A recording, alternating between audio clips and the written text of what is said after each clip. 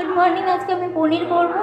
দেখুন আমি সব সবজি কেটে নিয়েছি, এখানে মশলা নিয়ে নিয়েছি, পনির নিয়ে নিয়েছি।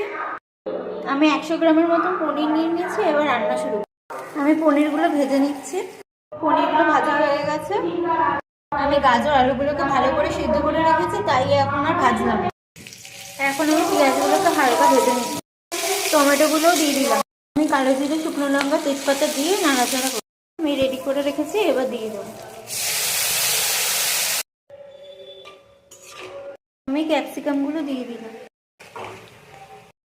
ক্যাপসিকামগুলো মশলার সাথে কষতে থাকুক। আমি এক এক গাজর আর আলুগুলো ভালো করে সিদ্ধ করে নেওয়া হয়ে গেছিলো, এই জন্য আমি আর ভাজলাম না। এগুলো ওর সাথে অনেক ভালো করে মিক্স করছি। দেখুন পুরো মাখা মাখা হয়ে গেছে, অল্প জলের প্রয়োজন। দেখুন আমি জল দিয়ে দিয়েছি। এবার কিছুটা ফুটলে আমি পনিরগুলো দিয়ে দিই। তরকারিটা ফুটছে, এবার পনিরগুলো দিয়ে দেবো। গ্যাসটা অফ করে দিয়েছি।